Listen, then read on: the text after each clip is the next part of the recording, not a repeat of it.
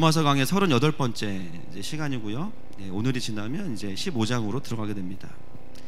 14장의 전반적인 흐름은 여러분 아시겠지만 사람들과의 관계에서 이 비판의 문제, 우리가 아디아포라라고 하는데 그렇게 중요하지 않는 문제인데 그것들을 가지고 너무 민감하게 반응하는 그 문제에 대해서 다루고 있죠. 고기를 먹을 것이냐 말 것이냐, 우상에게 드려진 고기를 먹을 것이냐 말 것이냐, 또 안식일 절기 문제, 그렇게 비판의 문제에 빠져있던 로마 교회를 향해서 그들의 눈을 어디로 돌리고 있냐면 성령님께 돌리고 있어요. 로마서는 중요하지 않은 것으로 서로를 비판하다가 오히려 진짜 중요한 성령님 안에서의 의와 평강과 희락을 놓치지 말라고 말씀하고 있습니다.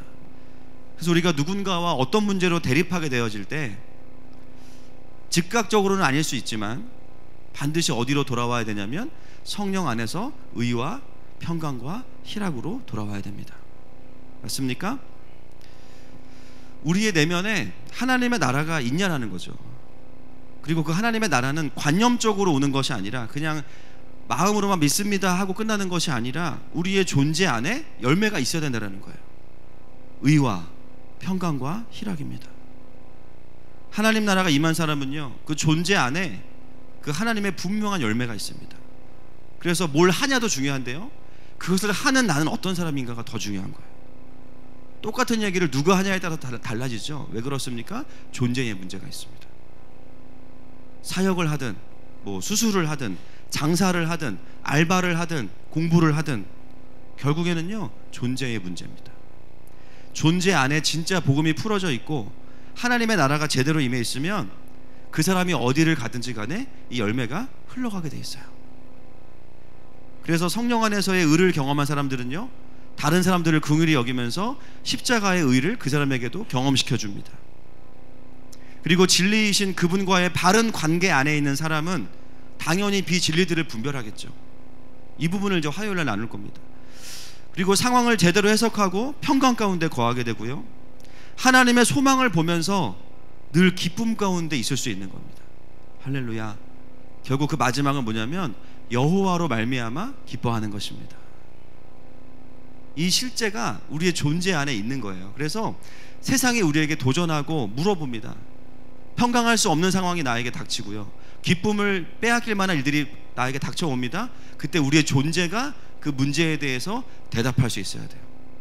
같이 평강을 빼앗기거나 같이 우울해지는 것이 아니라 절망을 말하는 세상 앞에서 아니다, 분명한 소망이신 여호와께서 계신다, 하나님께서 지금도 통치하고 계신다, 그것이 존재로 대답이 되어져야 됩니다. 할렐루야.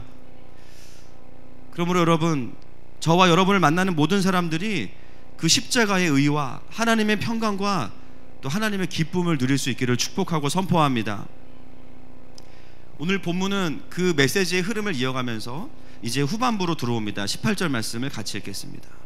18절 시작. 이로써 그리스도를 섬기는 자는 하나님을 기쁘시게 하며 사람에게도 칭찬을 받느니라. 18절 말씀 앞에서 상반절만 먼저 보겠습니다. 이로써 그리스도를 섬기는 자. 이 이로써는 NASB가 번역을 더 자연스럽게 해놨는데요, 이러한 방법으로 라고 번역할 수 있어요. In this way. 이러한 방법으로 그리스도를 섬기는 자. 이러한 방법은 무엇을 의미할까요? 바로 앞에 나온 17절 말씀이죠. 의와 평강과 희락. 무엇으로 그리스도를 섬기는가? 하나님 나라의 의와 평강과 희락입니다. 우리가 그리스도를 섬긴다고 하면요 어떤 이미지가 떠오르냐면 열심히 설교하고 찬양하고 또 뭔가 행하는 모습, 선한 일을 행하는 모습을 떠올립니다. 그런데 오늘 본문에서는 그보다 먼저 해야 될 것이 있다고 이야기합니다.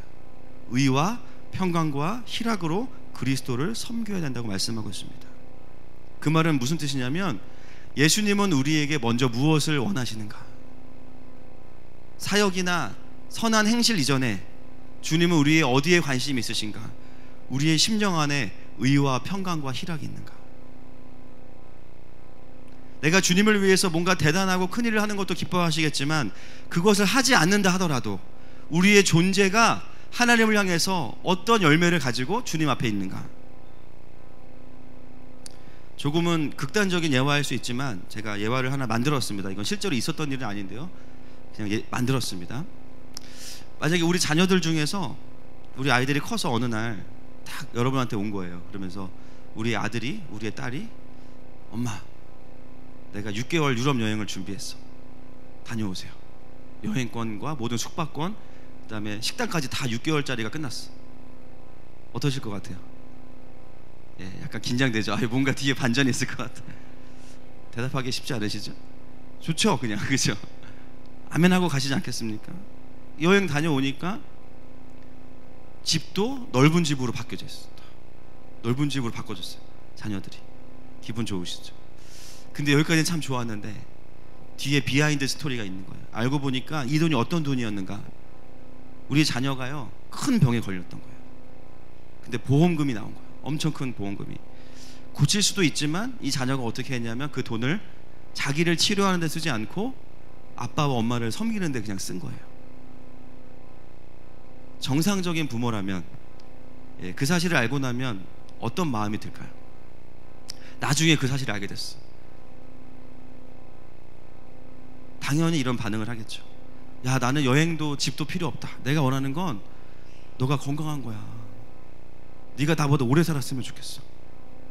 이거 다 가져가고 너 빨리 너 고쳐라. 내가 원하는 건 그거다. 다른 걸 아무것도 바라지 않게 되죠. 여러분, 오늘 이 18절 말씀 안에 하나님의 마음이 숨겨져 있습니다. 우리가 의와 평강과 희락을 가지고 하나님 앞에 건강하게 존재하는 것이 하나님을 섬기는 거래요. 내가 교회에 막 100개, 200개 지어드리는 거 물론 기뻐하시겠죠. 그런데 그거가 다 병나면 하나님 더 속상해 하시는 거예요. 맞습니까? 자녀들이 부모를 위해서 열심히 수고하고 헌신하는 거 너무 고맙죠. 그런데 그거 하다가 자기 돌보지 못하면 불효하는 거예요.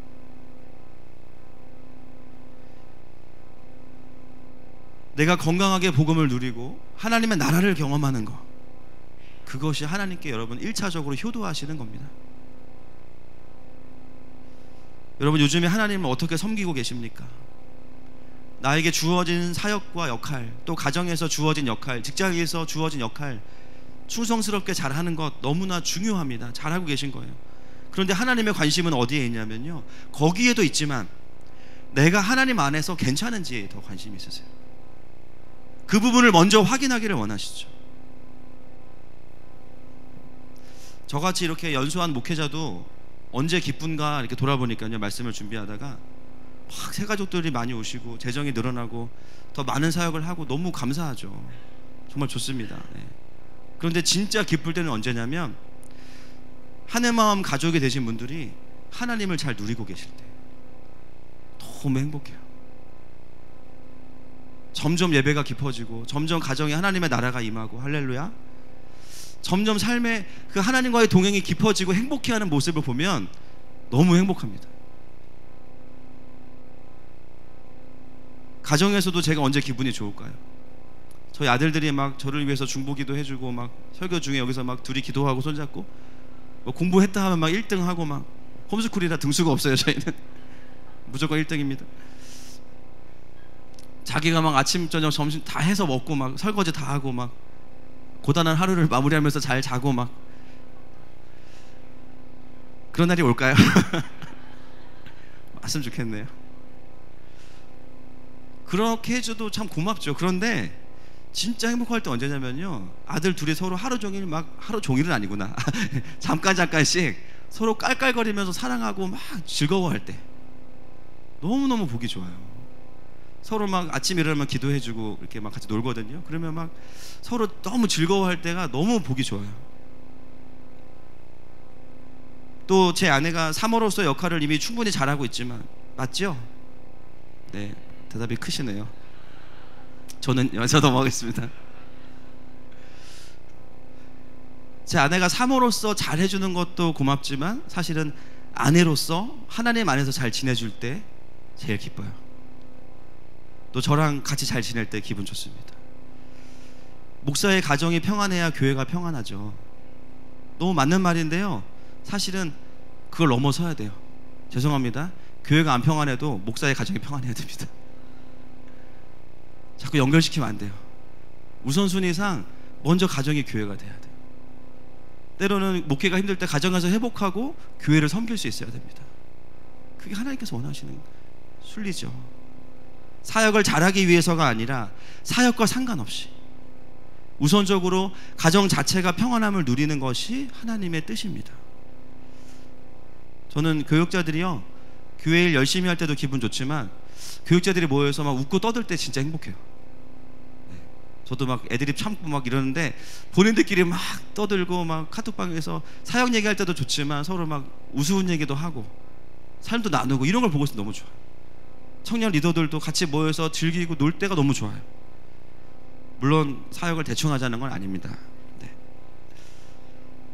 저 같은 사람도 이런 모습을 볼 때 기쁜데 우리 하나님 아버지는 어떠실까요? 하나님의 나라가 우리 안에 먼저 있을 때 하나님은 그것으로 기뻐하시고 그것으로 영광을 받으십니다. 의와 평강과 희락으로 그리스도를 섬기는 자.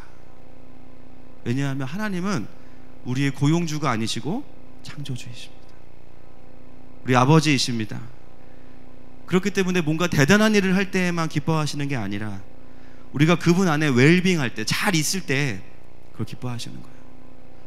여러분이 18절 말씀을 좀 마음에 딱 새겨 놓으시고 우리의 삶을 좀 비교해 보시면 좋겠어요. 혹시 지금 내 삶의 순서가 바뀌어 있진 않은지, 성실하게 주어진 것들을 잘 감당하지만 정말 내 존재 안에 하나님의 그 의와 평강과 희락이 계속해서 스며들고 있는지, 그렇게 하나님 앞에 살아드리는 것이 하나님의 자녀된 도리입니다. 할렐루야. 여러분, 지금 로마서의 문맥은요, 관계 속에서 비판에 대한 걸 이야기하다가 하나님의 백성들은 그 문제를 어떻게 해결하는가, 사람들에게 잘 보이고 사람들에게 맞추어주고 무조건 참고 인내하는 것이 해결이 아니라는 거예요. 뭐냐면 너가 하나님 앞에서 잘 지내는 것이 그들에게 복음이다. 너가 하나님 앞에서 평강과 기쁨 가운데 있는 것이 정말 너가 만나는 자들을 섬길 수 있는 가장 강력한 방법이다. 그것을 이야기하고 있는 것이죠. 오늘 이 말씀 속에서 우리의 영적인 컨디션이 회복되기를 축복합니다. 여러분, 사도행전 6장에 보면 교회의 평강이 깨지는 사건이 등장하죠. 한번 이건 펴보겠습니다. 사도행전 6장입니다.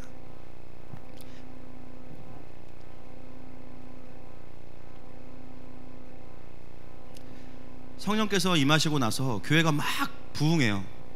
부흥의 의미는 리바이벌, 사람들이 생명을 경험하고 사람도 많아집니다.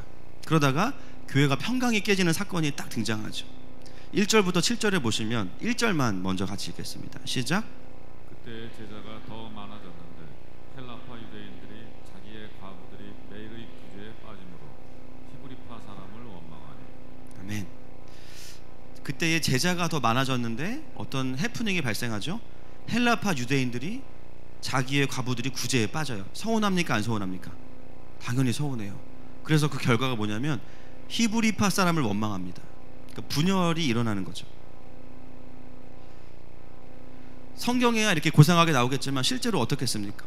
아니, 안 그래도 사는 게 힘든데 교회마저 날 무시해? 그리고 우리가 헬라파라고 해서, 혼혈이라고 해서 우리를 무시해? 그러면서 얼마나 와서 항의하고 불만을 표했겠어요. 그걸 이제 아주 고상하게 원망하니 이렇게 해놓은 거죠. 교회가 막 분위기가 좋다가요, 평강과 기쁨이 잠시 깨집니다. 많은 사람들이 이 본문을 보면서 무슨 생각을 하냐면, 이거 봐, 사람이 많아지니까 문제가 생겼잖아, 이렇게 생각해요. 틀린 건 아닙니다. 그런데 여러분, 사람이 많아져서 문제가 생긴 것이 본문이 말하고자 하는 바가 아니에요. 왜냐하면 7절 보겠습니다. 7절 시작. 하나님의 말씀이 점점 왕성하여 예루살렘에 있는 제자의 수가 더 심히 많아지고 허다한 제사장의 무리도 이 도에 복종하니라. 아멘. 사람이 많아진 게 문제면 7절에 사람을 줄였더라, 교회를 반으로 잘랐더라, 이래 답이 되는데요, 뭐라고 나오냐면요, 제자의 수가 심히 더 많아지고 나옵니다. 이 사건의 결론이 사람이 더 많아졌다는 거예요. 근데 여러분, 그 결론이 뭐냐면 사람이 많은 게 문제면 사람이 많아져서 문제가 커져야 되는데 그렇게 되지 않고 하나님의 말씀이 점점 왕성하고 제사장의 무리도 이 도에 복종하니라. 오히려 더 하나님 나라의 성장을 경험하게 됩니다. 여러분, 저는 단지 교회가 더 커져도 괜찮다 이런 말씀을 드리고 싶은 게 아니에요. 이 사건의 본질은 사람이 많아진 게 아니라는 거예요. 이 상황에 대한 사도들의 대처를 보십시오. 2절부터 4절 보겠습니다. 시작. 12사도가 모든 제자를 불러 이르되 우리가 하나님의 말씀을 제쳐놓고 접대를 일삼는 것이 마땅하지 아니하니 형제들아 너희 가운데서 성령과 지혜가 충만하여 칭찬받는 사람 7을 택하라. 우리가 이 일을 그들에게 맡기고 우리는 오로지 기도하는 일과 말씀 사역에 힘쓰리라 하니. 아멘. 여러분, 이런 행정착오가 이때에만 있었을까요? 아니었겠죠. 여러분, 하늘마음교회 주보가 생긴 지 얼마 안 된 거 아시죠? 주보가 없으니까요, 대표기도가 누구지도 모르고 광고가 안 나갔어요. 그동안 주보 생긴 지 몇 년 안 됐습니다. 그때 더 많은 행정착오가 있었어요. 근데 여러분, 왜 사도행전 6장에서는 이 사건을 유독 기록하고 있겠습니까? 단순히 행정적인 착오가 있다는 걸 가르쳐주는 게 답이 아니에요. 평강이 깨진 이유가 있다는 거죠. 그 뭐냐면 사도들이 말씀을 제쳐두고 사람들의 필요를 채우는 것에 시간과 마음을 너무 빼앗긴 게 문제입니다. 사도들은 이 현상을 어떻게 보냐면요, 시스템이 부족함으로만 보지 않고 영적인 문제로 봅니다. 여러분, 신앙생활 하다 보면요, 맘상할 일도 있고요, 때로는 마음이 맞지 않을 때도 있어요. 그리고 뜻하지 않게 실수할 때도 있죠. 그런데요, 사도들은 그것을 보면서 현상으로 보지 않고요, 그것을 영적인 것으로 봐요. 아, 공동체에 더 강력한 임재와 은혜의 말씀이 필요하구나. 할렐루야. 전에는 그런 것들이 문제가 안 됐어요. 그런데 어느 순간 그것들이 용납이 안 되기 시작하는 거예요. 공동체 안에서. 교회는 항상 문제가 있습니다. 맞습니까? 사람이 많은 게 문제면요, 사람을 줄이면 문제가 없어질까요? 일단은 내가 다니면 내 교회는 문제가 많은 교회예요. 그죠? 내가 문제가 많으니까 나를 없앨 수도 없고. 평강이 깨진 원인은 사람이 많아진 것이 아니라 그것을 커버할 수 있는 은혜와 강력한 임재가 부족한 것이죠. 사도들이 먼저 말씀과 기도에 들어간 것은 설교 준비를 열심히 했다라는 개념보다는 본인들의 의와 평강과 희락을 회복한 것입니다. 할렐루야.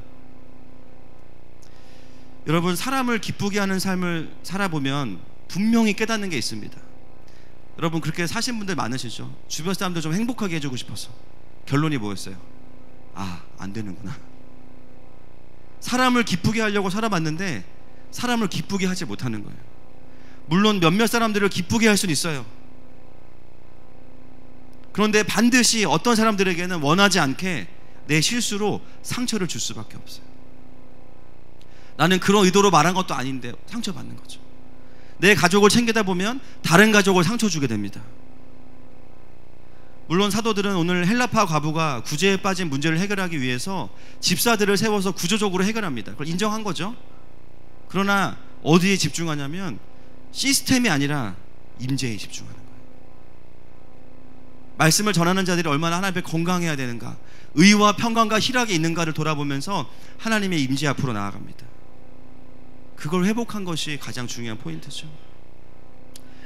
사람들을 만나고 그들의 필요를 채우는 것도 필요하고요, 저도 주중에 상담도 하고 신방도 합니다.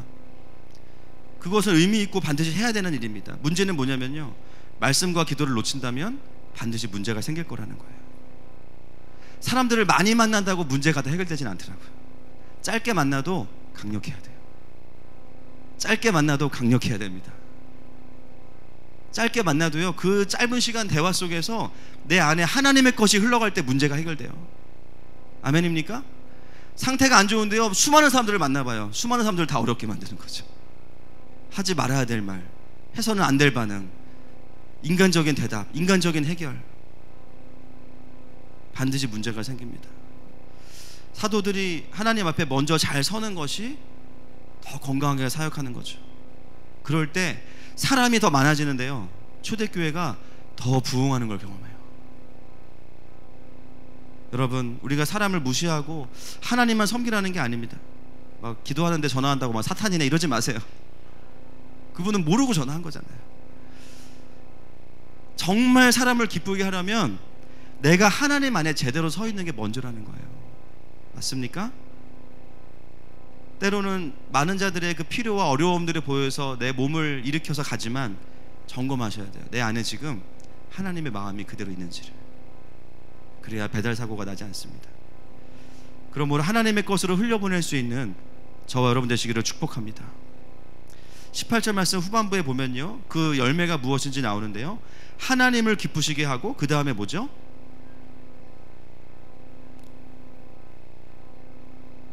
사람에게도 칭찬을 받습니다. 이 칭찬을 받다를 원어를 보니까 믿을만하다 뭐 그런 뜻이에요. 그래서 하나님을 기쁘시게, 사람을 기쁘게. 예, 무슨 화장품 이름 같죠? 화장품 선정한 데서 본 것 같아요. 이것은 하나님과 사람을 동격으로 놓고 말하는 것이 아니라 우선순위를 말하면서 사람에게 칭찬을 받는다는 것은 신뢰할 만하다라는 뜻입니다. 단순히 야, 저 사람은 교회 다니니까 착하네, 화도 안 내고 먼저 손해보고, 그런 의미가 아니에요. 신뢰할 만하다. 어떤 뜻이냐면 저 사람은 하나님을 경외하기 때문에 그래서 신뢰할 만하다, 그런 뜻입니다. 저 사람은 사람의 시선보다 더 섬세한 하나님의 시선을 의식하는 사람이기 때문에 믿을 수 있어. 믿고 맡길 수 있는 이유는 그 사람의 됨됨이 때문이 아니라 그 사람을 만들어 가시는 하나님 때문에 저 사람은 믿을 만한 사람이야. 말 그대로 내가 하나님을 제대로 섬기기 때문에, 주님을 사랑하기 때문에 받는 모든 인정, 그게 본문 18절이 말씀하고 있는 칭찬입니다. 여러분, 우리가 받아야 되는 칭찬이 바로 이런 것인 줄로 믿습니다. 이미 받고 계시는 줄로 믿습니다. 그래서 오늘 본문은요, 그것을 연결시켜서 이야기하는 거죠. 그리고 또 한 가지는 모든 사람에게 칭찬받는다고 하지 않았어요. 그냥 사람들이라고 했죠. 여러분, 모든 사람에게 칭찬 받지 마세요. 우리가 그래 본 적도 없지만, 그죠?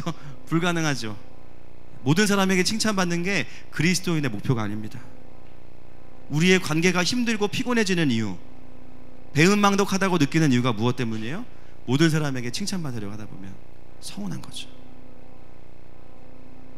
우리가 모든 사람에게 인정을 받아야 착한 것이 아니라 하나님 안에서의 관계를 바라볼 수 있는 사람을 통해서 들을 때 그것이 칭찬이 되는 줄로 믿습니다. 19절 말씀 넘어가겠습니다. 시작. 그러므로 우리가 화평의 일과 서로 덕을 세우는 일을 힘쓰나니. 이제 이것이 되어진 사람들은 삶에서 어떻게 살아가냐면 화평의 일과 덕을 세우는 일을 힘씁니다. 14장 전체의 결론이고요, 20절부터 22절까지는 마지막 적용사항을 우리에게 말씀하고 있습니다. 같이 읽겠습니다. 시작. 음식으로 말미암아 하나님의 사업을 무너지게 하지 말라. 만물이 다 깨끗하되 거리낌으로 먹는 사람에게는 악한 것이라. 고기도 먹지 아니하고 포도주도 마시지 아니하고 무엇이든지 내 형제로 거리끼게 하는 일을 아니하니 아름다우니라. 내게 있는 믿음을 하나님 앞에서 스스로 가지고 있으라. 자기가 옳다 하는 바로 자기를 정죄하지 아니하는 자는 복이 있도다. 아멘. 14장을 정리하면서 적용을 딱 시키죠. 더 심플하게 제가 정리하면 믿음이 강한 자가 믿음이 약한 자에게 맞춰주라는 것입니다. 그러면서도 믿음이 강한 자는 자기의 믿음을 잃지 말고, 방향을 잃지 말고 스스로 가지고 갈 때 그 사람이 복되다라는 거예요. 어렵죠? 굉장히 어렵습니다. 믿음이 약한 자에게 수준을 맞춰주되 그들과 함께 거기에 매몰되지 말고 나는 내 성장을 계속 하라는 거예요. 굉장히 어렵죠. 나는 충분히 성령 충만하게 하나님의 사명을 이루고 누리면서도 믿음이 약한 자들 또는 복음을 아직 모르는 자들에게 그들을 이해하고 맞추어주고 헤아려주는 삶이 멋지다는, 그래서 마지막 22절은 복되도다, 축복하면서 끝나는 겁니다. 여러분, 누가 우리에게 이렇게 섬겨주셨습니까? 예수님께서 섬겨주셨어요. 어떻게 섬겨주셨어요? 하나님이신 그분께서 보좌를 버리고 인간이 되셨어요. 이 자체가 사실은 굉장한 충격입니다. 굉장한 충격. 여러분, 지금 유치원 입학하라고 하면 하실 분 손 들어보세요. 유치원에 입학하실 분. 그래서 주일학교도 우리 퀴즈로 가셔야 되고. 자존심이 벌써 막 상하십니까? 하나님은요, 창조주가 피조물 안에 갇히신 거예요. 이게 무엇을 의미합니까? 성육신, 우리를 위해서 스스로를 낮추신 거예요. 그렇다고 해서 인간이랑 똑같이 사셨습니까? 아니에요. 말씀 보겠습니다. 히브리서 4장 15절 시작. 우리에게 있는 대제사장은 우리의 연약함을 동정하지 못하실 리가 아니요 모든 일에 우리와 똑같이 시험을 받으신 이로되 죄는 없으시니라. 아멘. 완전한 인간으로 오신 예수님께서요, 죄가 없으셨어요. 그리고 구원자로서의 그분의 사명을 조금도 흐트러뜨리지 않고 완벽하게 이루셨습니다. 믿음이 강한 자가 믿음이 약한 자와 함께하지만 거기에 매몰되지 않으면서 하나님의 사명을 이루는 결정적인 완성체, 예수 그리스도. 4장 16절 같이 읽겠습니다. 히브리서 시작.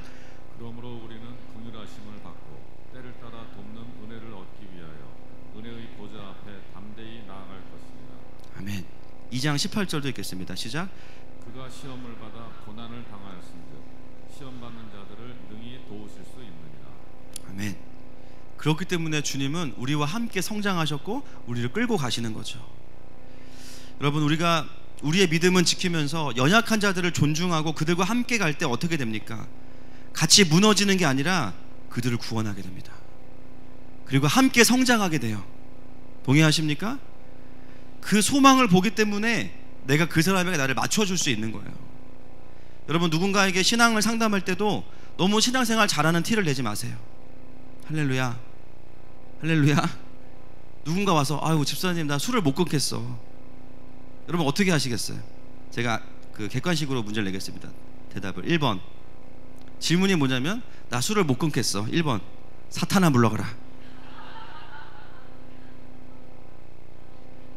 자, 2번. 우리 목사님이 그러더라. 술 마신다고 지옥 가진 않는데 대신에 천국 빨리 간대. 많이 드세요. 2번. 이게 2번이에요. 3번. 같이 한잔합시다. 4번. 설령 우리가 술을 이제 끊었죠.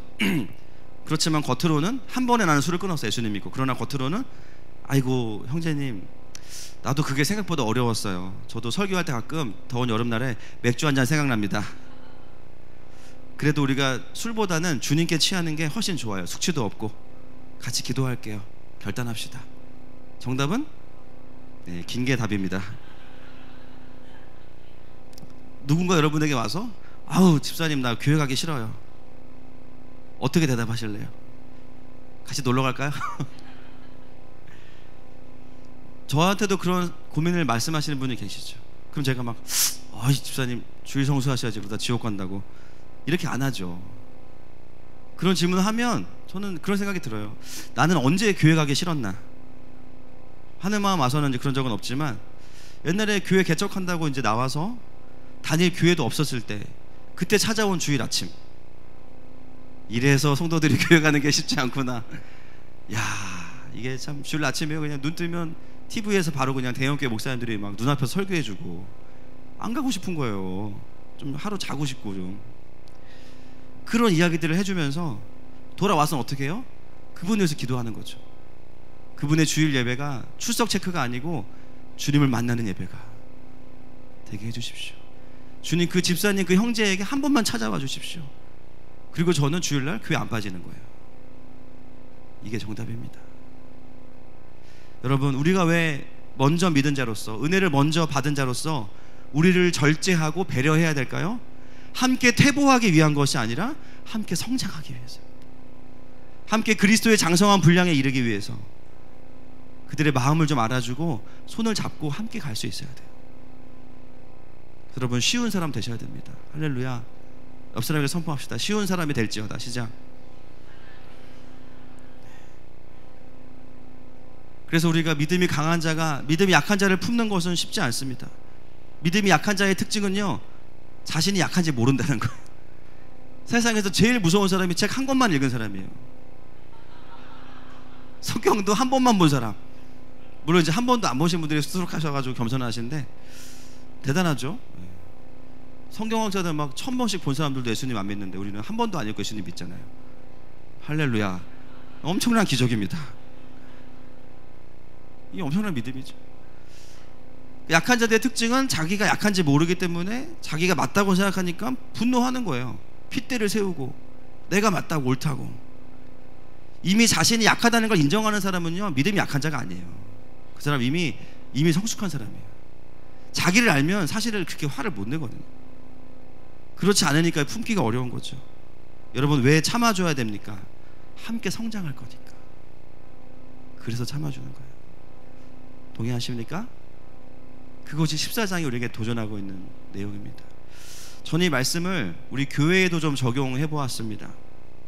여러분, 하늘마음교회가 굉장히 안정돼 보이고 많이 세워진 것 같죠? 6년 전에 이 교회는 이 세상에 존재하지 않았어요. 하나님 마음 안에만 있었습니다. 그래서 하늘마음교회 몇 살일까요? 6살. 만으로 5살이에요. 이제 6월 돼야 6살인데 실감이 안 나시죠? 실감이 안 나면 저희 둘째 아들을 생각하시면 됩니다. 서유리가 6살이거든요. 만으로 5살. 하늘마음과 나이가 같습니다. 저는 하늘마음 기준으로 따지면 6살. 우리 장로님들은 1년 뒤에 오셨으니까 5살. 그죠? 권사님들 5살. 난 4살이다. 손 들어보세요. 4살, 4살, 3살, 2살, 1살. 이거 보세요. 여기 지금 주니어도 없어요. 다 여기 영화부 아니면 키즈예요. 우리가. 그죠? 아직 1년 안 된 분도 태반이시고. 그러니까 이 교회는 왜 새가족을 환영을 안 해? 그 이유가 있어요. 다 새가족이에요. 우리가. 지금 옆에 있는 분도 온 지 얼마 안 됐는데 지금 이게 뭐 다 새가족이니까 그냥 두루두루 환영합시다. 할렐루야. 근데 보기에는 이미 요 근래 아마 저에게 오신 분들은 개척교회 같지는 않으시고, 저도 사실 그렇게 느끼거든요. 어제 교회 청소했는데 깜짝 놀랐어요. 수십 명이 오셔가지고 업체에서 나오신 줄 알았어요. 일들을 하시는데 얼마나 일을 잘하시는지. 엄두도 못 내던 일들을 다 해결했습니다. 오셔서 수고하신 분들 너무 감사드리고, 또 못 오신 분들의 몫까지 어제 오신 분들이 다 했습니다. 축복합니다. 매년 교회 이제 뭐 6년밖에 안 됐지만 경험하면서, 야, 하나님이 참 교회를 잘 성장시켜 가시는구나, 성숙해 가게 하시는구나 느낍니다. 제가 봐도 참 그런 느낌이 오거든요. 그러나 그럼에도 불구하고 여전히 우리 교회 6살이에요. 그 말은 뭐냐면 어떤 부분은 많이 더 세워져야 되고 성숙해져야 되는 부분이 있다는 거죠. 이미 감사하지만 제가 보기에 완성 단계에 들어간 우리 교회의 프로그램 중에는 하나밖에 없어요. 점심 식사. 지금까지 이런 교회 밥은 없었다. 식사인가 제사인가. 밥 먹는데 은혜 받고 막 밥 먹다 울고 등록하는 지체도 있잖아요, 우리. 그죠? 오늘 205동 경비원 아저씨가 오셔가지고요, 식사하시고 우리 김유교 목사님한테 그런 얘기 하셨대요. 본인이 오늘 마지막 근무래요. 마지막 근무. 3년 동안 이제 마지막 근무인데 3년 동안 교회에 와서 식사하면서 너무 좋으셨다는 거예요. 10,000원짜리 밥이랑도 안 바꾼다고. 자기 주일이 너무 기다려지고 식사하고 앉으셔가지고 등나무 밑에 커피 한잔 하시면요 그렇게 행복하시대요. 그러면 너무 고맙다고, 자기가 이 근처에 오면 꼭 들릴 거라고 고맙다는 말씀을 하고 가셨다고 합니다. 거의 뭐 교회 밥이 지상교회 수준이 아니고 천상교회 수준이기 때문에, 또 어떤 교회 그 이제 나오고 있지만 예수님을 아직 안 믿는 형제 한 분은 이제 안에 따라서 나오시는 분은요 저한테 슬쩍 물어보시더라고요. 교회 메뉴를 언제쯤 알 수 있냐. 그리고 그게 왜 궁금하냐, 말씀은 안 궁금하냐.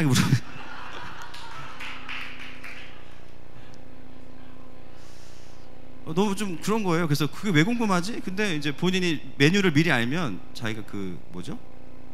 휴일을 조정을 할 수 있다는 거예요. 쉬는 날짜를. 살다 제가 진짜 이런 질문을 처음 받아봤습니다. 와, 마침 지나가던 우리 그 담임 주방장 우리 윤 권사님 계셔가지고 제가 물어봤어요. 메뉴가 언제쯤 나오냐고. 그때 권사님 대답이 기가 막혀요. 와, 제가 진짜 깜짝 놀랐습니다. 권사 아무나 하는 게 아니에요. 권사님 뭐라고 하시냐면은 우리도 몰라요.